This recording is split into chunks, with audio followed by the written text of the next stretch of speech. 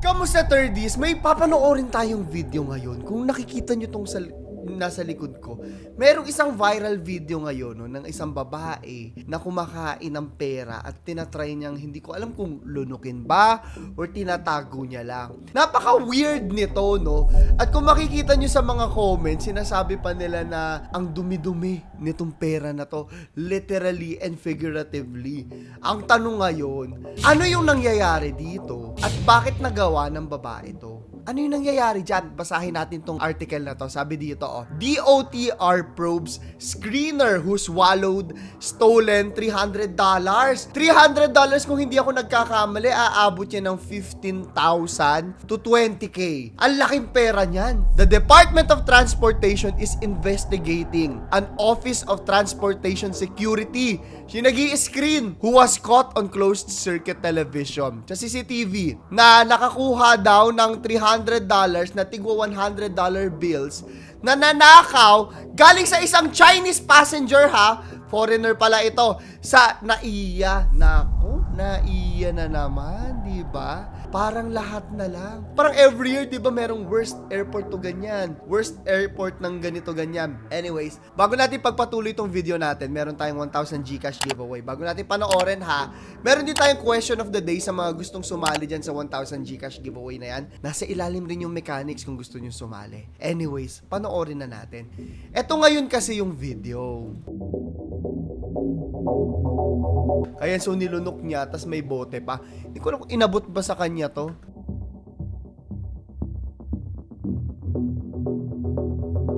Ito pala isipan sa akin, nasabi ko kanina, lulunukin niya ba to or itatago lang? Bakit kailangan ng tubig? And paano niya mailalabas to kung lulunukin niya? Again, hindi ko alam, speculation lang. I guess kailangan pa natin maghintay ng mga balita sa susunod. Wala pa ako nakikitang interview nito ni girl eh.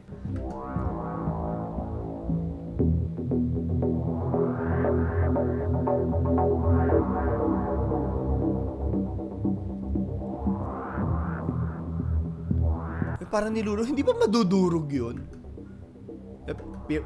Pilit niyang ganun no?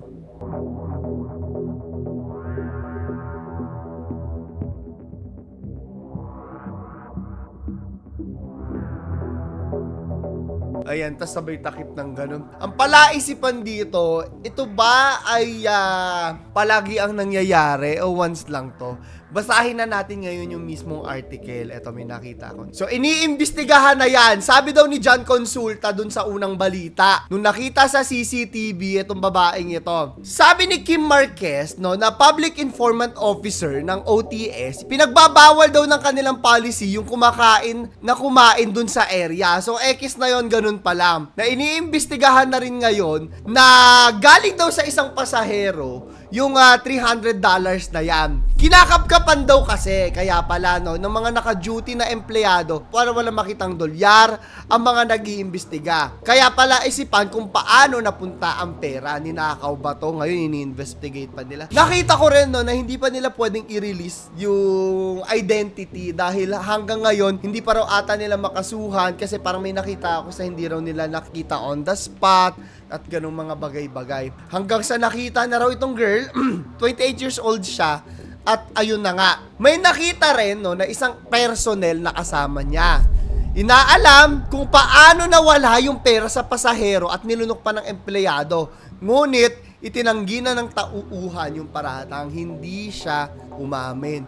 Ngayon ngayong lumabas yung CCTV, ano kaya yung palusot niya? Bakit siya kumakain ng pera? Inimbestigahan din daw ng supervisor at isa pang tauhan na sangkot din sa insidente. Na kung may mga involved ba, isinailalim daw siya sa suspension yung 3 empleyado, kaya walang pagkakataon daw yung GMA na makunan sila ng panig. Inaasahan na matatapos ang investigasyon sa loob ng ilang linggo at maglalabas ng rekomendasyon sa insidente ang OTS. Eto na ngayon yung medyo nakita kong X kasi hindi ko alam kung nakasuhan talaga siya, pero ito yung pinakamalapit na nakita ko. According sa report, si Kai daw, yung Chinese na nanakawan, hindi na raw makontak at hindi na nag-pursue ng criminal complaint dun sa suspect. Hindi na raw siya dumating na Manila at hindi na raw siya nakipag-contact sa mga authorities regarding sa complaint. So ano yun, mapapasawalang bahala lang.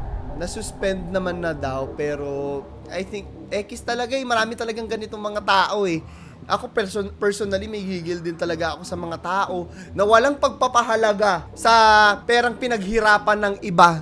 Dapat talaga maparusahan yung mga ganyan, hindi yung mapapasawalang bahala lang Hindi ko alam kung anong legal actions ang pwedeng magawa sa kanya ha. So eto sabi dito, basahin natin yung mga comments. Sabi tae na, di na pinambili ng pagkain, diniretso na. So nilunok niya. Nilunok na ba talaga or tinago lang? Ito ang tanong ngayon. Sabi niya, ano kaya ang magiging palusot niya kapag inimbestigahan siya? Ayun din yung tanong ko kanina. Pusta niyo ang mga hula niyo kung anong ibig sabihin niyang ilalagay niya sa bibig niya, lol. Kayo, kung kayo yung babae, ano sa tingin niyo yung magiging palusot niya? Comment nyo sa ilalim yan ha. Basa pa tayo ng mga comment ng mga tao. From the team that brought you, Laglag Balas. Ay, ito yung Tanimbala, yung Laglag Bala. Same lang ba yun? Coming next season to watch out, Kain Peras Camp. Marami talagang no? Ang nakakalungkot lang din, yung mga ehensya pa na ganito talaga yung, sa kanila pa talaga nanggagaling. And napakatagal na itong problema sa NAIA. Hindi pa ako nakakasakay ng airplane at hindi pa ako nakakabutan ng NAIA. Pero, alam natin na lahat talaga, no? Simula noon pa, napakatagal na ano talaga siya, laman talaga ng mga korupsyon, nakawan, skaman, ganun-ganun mga bagay, talagang hindi mawawala sa balita every year. Yung NAIA, laging may mga ganyan, lagi may nananakawan, lagi may nagvo-vlog na nanakawan, mga ganung mga bagay. Ewan ko, sana maayos nila. Yun dito tanong ko bakit hindi naaayos? Kung ang tagal-tagal naman na nitong nangyayari at alam naman na yung mga problema, bakit hindi sila inaayos at naaayos? Hindi lang sa NAIA to totoo, sa napakaraming ahensya pa, napakaraming mga ganitong kabagayan na nangyayari palagi.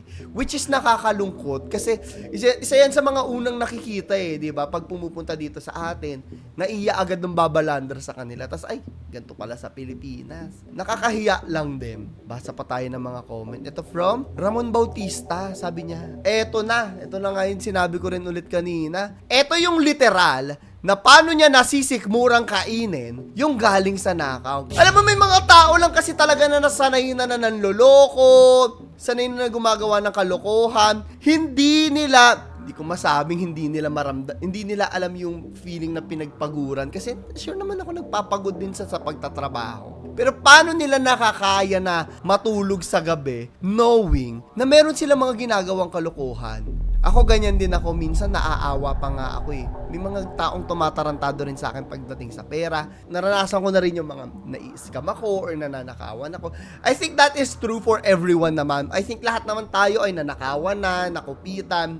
Mapapatanong ka, diba? Paano mong magagawa sa akin? Kung gipit na gipit ka, ako rin naman, di ba, kung nanakawan mo, kung magigipit din ako, kung ano yung nararamdaman mo, ipapasa mo lang din sa akin. So, paano nagagawa ng mga tao yung ganun? Nakakalungkot lang din, no? Kasi kung siguro sa hirap na lang din ang buhay, marami sa atin talaga nahihirapan na rin sa sobrang mahal ng mga bilihin, ganung mga bagay. Pero nga, sabi nga, di ba, miski ako, ito personal opinion ko ha, pwede kayong mag-disagree sa akin, pero kahit ano pa yan, no? Kahit gaano ka pa naghihirap, kahit gaano kalala pa yung problema mo, hindi yun rason para mag-justify ng pagnanakaw, pagkukuha ng pera, at kung ano-ano pa. So, dapat talaga, no, sana talaga, maparusahan din siya. Lahat na nagnanakaw. Lalo pa ngayon, te. Ako na-scam ako nung kamakailan, kaya medyo gigil din ako, te. Gigil din ako. Ayun lang. So, para sa inyo, ha, pag-uusapan natin ngayong araw.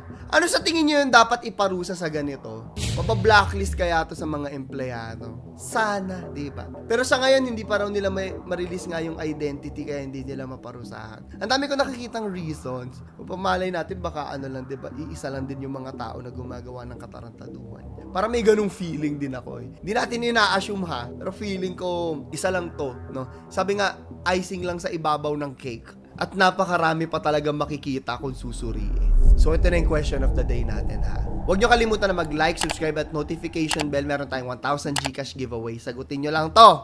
Ano sa tingin nyo ang dapat iparusa? Kung mapapatunayan, ha, na siya nga yung nagnakaw. I-comment nyo sa ilalim. So, yun lamang po. Ito si Claro III. Nagpapaalam.